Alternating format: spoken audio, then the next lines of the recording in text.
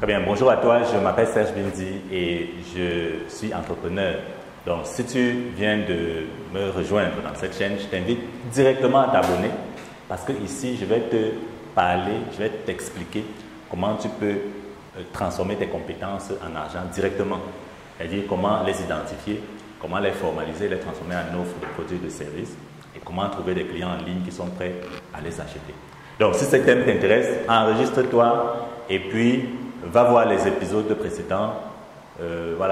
Partage les vidéos, demande à ceux que tu connais de venir s'enregistrer et puis partageons cette connaissance de manière à ce que tout le monde soit capable vraiment de se faire de l'argent, de développer ses compétences et puis d'être voilà.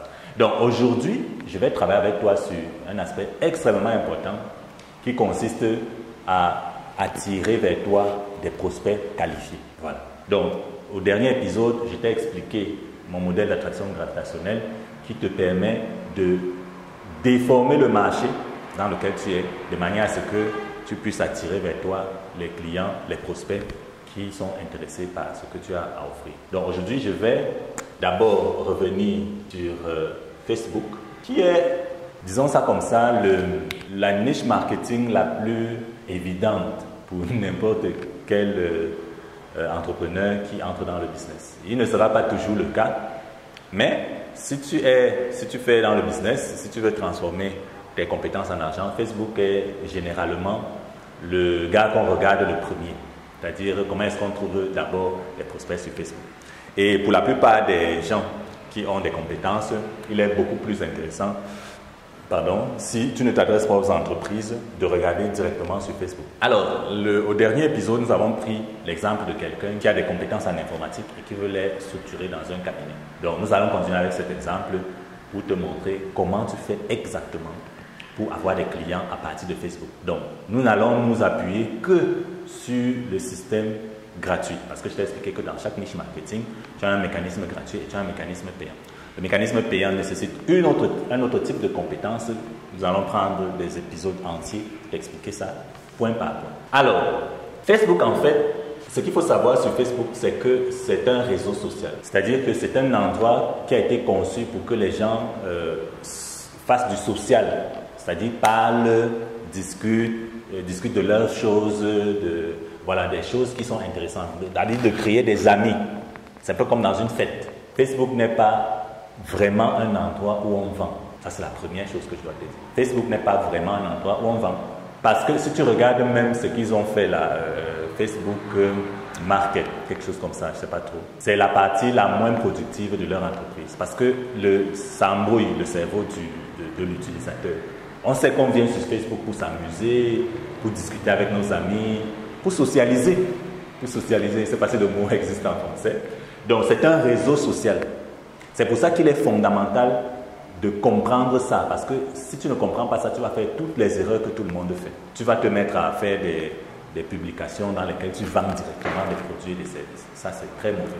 Tu es en train de casser ton avenir sur Facebook. Tu es en train de te rompre, tu es en train de te briser dans Facebook. Pourquoi? Je prends un peu de temps pour t'expliquer ça. Posons que tu es à l'église. Voilà, c'est un exemple que j'aime bien prendre. Posons que tu es à l'église. L'église a été conçue déjà pour qu'on parle de Dieu, des choses spirituelles, ou alors qu'on parle des choses sociales, des membres de la communauté. Voilà, comment ils sont grandis en famille, les couples, le mariage, ce genre de choses, les enfants, l'éducation. D'accord? Donc c'est de ça qu'on parle à l'église. Voilà. Et c'est pour ça que ça a été conçu. C'était conçu comme ça. Et c'est pour ça que les gens viennent là-bas. Les gens viennent là-bas pour prier, pour parler de Dieu, pour parler des choses spirituelles, pour parler des choses sociales. C'est pour ça qu'on va à l'église. Donc, toi, tu décides donc d'aller à l'église et tu décides de vendre à l'église. Voilà, tu décides de t'asseoir au dernier banc et tu vends. C'est-à-dire que pendant qu'on est en train de parler de Dieu, toi, tu vends. Donc, tu comprends très vite que ce n'est pas l'endroit dans lequel tu dois vendre. Tu comprends très vite que tu seras ostracisé. C'est-à-dire, ostracisé même, c'est si on t'aime beaucoup. Si on ne t'aime pas, on va simplement te porter et puis on va te jeter dehors. On va dire que voilà, on ne vend pas dans la maison de Dieu. Donc, c'est exactement le même procédé dans Facebook. Comme si tu allais à l'église et tu te mets à vendre. Non, tu dois aller rencontrer des gens, causer avec des gens, leur donner de la valeur, de manière à ce qu'ils continuent de causer avec toi. Et les attirer donc là où on vend. Je vais te montrer là où on vend. Très important, très important. Donc, sur Facebook, qu'est-ce que tu vas faire dans Facebook, dans le mécanisme gratuit? Ce qu'il faut déjà savoir, c'est que c'est un réseau social. Et ta présentation dans Facebook a trois formes. Il y a ce que j'appelle le compte personnel. Donc, compte personnel, c'est-à-dire le compte avec lequel tu t'es inscrit, celui qui a ton nom, etc. Alors, tu dois avoir un compte qui a ton nom. Si tu veux transformer tes compétences en argent, il faut qu'il y ait ton nom, qu'il y ait ton visage. Il faut que tu sois vu, connu. Parce que si tu n'es pas vu, connu, on ne peut pas te faire confiance en ligne. Il y a beaucoup d'arnaques, il y a beaucoup d'arnaqueurs. Il faut au moins que ton visage et ton nom soient vrais et que ce soit toi qui es en ligne. Voilà. Donc, la deuxième chose, c'est un groupe. Donc, tu as un compte perso, tu as un groupe. Et la troisième chose, c'est une page. Alors, je ne vais pas revenir sur tous les éléments que tu peux trouver partout. Je ne vais pas prendre le temps de t'expliquer Facebook. Mais ce que tu dois savoir, c'est qu'une page, c'est un élément de présentation personnelle, mais au-delà de 5000 amis. Aux dernières nouvelles, si tu veux avoir plus de 5000 amis dans Facebook, tu dois avoir une page. Donc, si tu n'as pas une page, ton compte personnel ne peut pas avoir plus de 5000 personnes. Voilà. Donc, un groupe, ça sert à quoi? C'est justement pour organiser tes petites fêtes. J'appelle ça comme ça. Donc, c'est l'endroit où tu crées ta petite communauté dans Facebook. Elle n'est pas obligée d'être petite. Et je dis petit, c'est un abus de langage parce que tu peux avoir une très grande communauté. Mais les groupes sont créés pour créer des communautés dans Facebook. Et Facebook aime beaucoup les groupes.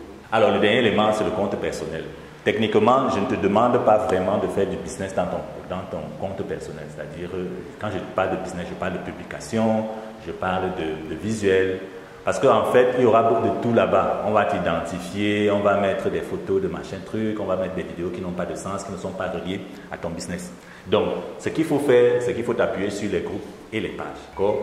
Donc, d'abord, la présentation visuelle de tout ça doit être vraiment claire. C'est-à-dire qu'il faut ton visage, il faut ton nom. Tu peux faire ce qu'on appelle une bannière. Si tu ne sais pas comment faire une bannière, tu peux nous contacter. On va t'expliquer comment faire une bannière. On va te recommander quelqu'un qui va te faire une bannière. Et cette bannière-là va te servir de présentation personnelle, que ce soit d'entreprise ou de personnes, dans ces trois éléments. Alors, j'insiste sur un élément très essentiel. C'est que les gens veulent venir sur Facebook étant comme des entreprises. Voilà. C'est-à-dire que voilà, tu mets ton entreprise là. Ce que je veux dire, c'est que ça fonctionne pour un certain type d'entreprise. C'est-à-dire que ça fonctionne pour une certaine échelle. Mais vraiment, quand tu commences, quand tu es en train de faire quelque chose de petit, quand tu veux transformer ta compétence en argent et que tu commences, il faut venir comme un individu. Tu dois être là comme un individu. On doit te voir, c'est toi la personne. Même si c'est une entreprise que tu crées, il faut qu'on voit ton visage. D'accord? Tu mets le nom de l'entreprise et tu mets ton nom aussi. Voilà, ça permet à ce qu'on sache que voilà, d'abord c'est quelqu'un de normal, c'est un être humain. Et puisque c'est un réseau social, on va donc réseauter avec lui. Et tu augmentes drastiquement tes chances d'avoir des gens qui t'aiment, des gens qui likent ce que tu fais, des gens qui te suivent. Tu augmentes tes chances de créer une tribu, c'est-à-dire un groupe dans Facebook. Voilà. L'autre chose que je voulais dire, c'est que actuellement, les pages dans Facebook sont devenues beaucoup plus compliquées à construire en termes d'audience. Je ne sais pas pourquoi, mais Facebook a réduit drastiquement ses portées. Donc, si tu as un nombre de personnes que tu veux atteindre dans la page, c'est beaucoup plus compliqué que d'avoir un certain nombre de personnes que tu vas atteindre dans le groupe. Qu'est-ce que je veux dire précisément? Je veux dire que si tu as une page de 10 000 personnes, elle est beaucoup moins rentable qu'un groupe de 1000 personnes. Une page de 10 000 personnes est beaucoup moins rentable qu'un groupe de 1000 personnes. Pourquoi? Parce que la plupart des gens qui sont sur ta page ne vont pas voir ce que tu vas publier. Donc Facebook veut que tu payes des boosts, il veut que tu payes... que tu payes pour accéder à ta propre audience. L'autre élément, c'est que le groupe, par contre, est beaucoup plus fluide. Bon, je ne suis pas sûr que la portée dans le groupe est vraiment de 100%, mais la portée dans le groupe est beaucoup plus grande que la portée dans la page. C'est-à-dire que si tu fais une publication dans le groupe, il y a beaucoup plus de personnes qui vont voir la publication que si tu faisais la même publication dans la page. C'est pour ça que je recommande à ceux qui commencent de commencer par des groupes. Donc, tu crées un groupe dans lequel tu invites. Nous, par exemple, on arrivait déjà à monétiser notre groupe à 500 personnes. C'est-à-dire, avec 500 personnes dans le groupe, on vendait déjà des choses. On vendait déjà des produits et des services. Or, avec 500 personnes dans une page, Je ne sais pas comment tu vas faire pour vendre. D'accord? Je ne sais pas comment tu vas faire pour vendre. L'autre chose avec la page, c'est qu'il faut publier régulièrement et en grande quantité. Généralement, au moins 5 publications par jour. Au moins. Donc, 5 publications par jour sur peut-être 6 mois pour espérer déjà donner du tonus à la page. Alors, je ne suis pas en train de dire qu'il ne faut pas faire une page. Tu peux faire une page, tu la remplis doucement, mais ne mets pas vraiment ton espoir d'attirer des prospects dans la page, du moins au début, avant qu'elle n'ait déjà une certaine audience qui va te permettre d'être comme les autres qui ont des grosses pages avec beaucoup d'abonnés. Donc, toi, tu commences petit, tu as ton expertise, crée un groupe, mets-y des gens, fais des publications de la manière que je vais t'apprendre là tout à l'heure. Et puis, à partir de là, tu vas commencer à d'abord vendre tes produits et tes services, ce qui va te permettre d'avoir du tonus, d'avoir de l'argent, de prendre goût à ce que tu es en train de faire et de continuer. Tu peux donc continuer à faire des publications sur les pages. Tu peux faire maintenant grandir ta page petit à petit. Parce que, disons-le quand même, une page, c'est un actif excellent dans Facebook. Tu as une page Facebook, tu publies dedans, tu augmentes ton audience avec le temps et à long terme, ton business est vraiment stable. Voilà. Donc, voilà ce que je peux te dire sur la configuration de Facebook. Alors, l'autre élément, c'est ce que j'appelle la publication. Donc, comment tu fais donc pour gérer les groupes? C'est-à-dire, comment tu fais pour, d'abord, pour créer un groupe, pour mettre les gens dans le groupe, pour attirer les gens qui sont dans le groupe vers ton business. Donc, c'est à ça que je vais m'atteler, c'est ça que je vais m'atteler à t'expliquer maintenant. Alors, la première chose, c'est ce que j'appelle les pages intéressées. Donc, tu as un ensemble de pages qui parlent déjà du sujet que tu maîtrises. Ce sont les pages des gens, ce sont les pages des autres, qui parlent déjà, par exemple, de l'informatique, de la programmation, de la technologie, etc. Tu as déjà, il y a des pages comme ça qui existent dans Facebook. Ce que tu fais, c'est que tu vas dans ces pages-là et tu vas inviter tous ces gens qui ont liké, commenté et partagé les publications des gens qui ont publié dans leur page. Je répète, donc tu as un business qui s'appelle par exemple Winson Consulting Computers, quelque chose comme ça. Et tu vas dans les pages des gens qui parlent déjà de l'informatique qui existent dans Facebook.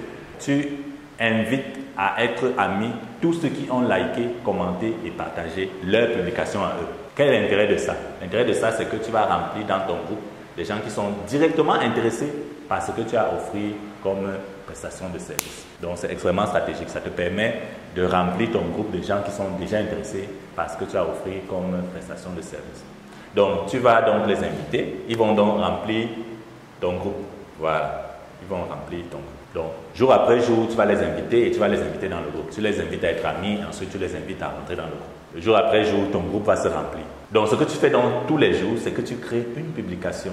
Donc, chaque jour, tu fais une publication. Tu peux en faire 2 si tu veux, si tu as beaucoup d'inspiration. Alors, au départ, si tu as un appareil vidéo, quelque chose qui peut te filmer de manière à ce que les vidéos sortent bien. Si tu as par exemple un iPhone, tu peux faire des vidéos où tu donnes de la valeur dans la programmation. Voilà. Donc, tu fais des vidéos que tu publies où tu donnes de la valeur dans la programmation. Donc, ces vidéos sont structurées en ce que j'appelle problème, agitation, solution. Donc, chaque jour, tu prends un thème dans le domaine qui est ta spécialité. Tu le questionnes, c'est-à-dire tu crées un problème autour de ce thème. Ensuite, tu agites le problème, tu montres que le problème est grave, que ça peut atteindre n'importe qui, que ça permet de résoudre un grand nombre de problèmes. C'est ça que j'appelle l'agitation. Ensuite, tu proposes une solution, c'est-à-dire la solution, donc, c'est que les gens te contactent. La solution, c'est que les gens te contactent pour avoir des réponses à ce problème. Donc, tu crées un problème, tu l'agites et tu proposes une solution. Alors, la solution, c'est par exemple, tu vas dire, voilà, si vous voulez en savoir plus dans ce domaine, j'ai formulé un programme ou alors j'ai créé une formation ou alors j'ai créé ou alors j'ai un outil qui vous permet de résoudre ce problème. Si vous voulez avoir accès à cet outil, contactez-moi. Soit en cliquant ici, tu vas laisser un lien Donc, tu vas laisser un lien que je vais t'apprendre à créer. Ou alors, tu vas laisser un contact WhatsApp. Et là, nous sommes en train d'arriver sur un élément extrêmement intéressant que j'appelle WhatsApp.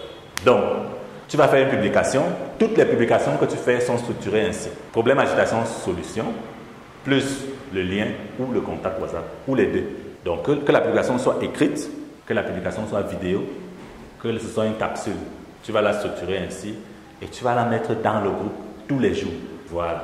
Donc, cette activité-là va te permettre d'avoir ce que j'appelle donc une liste de prospects qui va se constituer dans WhatsApp. Voilà. Donc, WhatsApp sera notre outil, un bel outil d'autorépondeur, un bel outil de prospection et un bel outil de vente directe. Donc, tu vois, ici, sur Facebook, tu ne vends pas, tu ne vends rien. Tu fais problème, agitation, solution. Donc, tu donnes de la valeur. Une fois que tu as pondu ta valeur, tu l'introduis dans le groupe. Une fois que ta valeur est dans le groupe, les gens vont cliquer sur le lien, remplir les formulaires et toi, tu auras leur contact derrière. Ou alors, ils vont te contacter directement par WhatsApp et tu auras leur contact directement dans WhatsApp. On les appelle donc des prospects. Donc, une fois que tes contacts sont sur WhatsApp, alors d'abord, il faut qu'on parle un peu de WhatsApp. On parle un peu de WhatsApp parce qu'il va constituer l'épine dorsale de ton business naissant.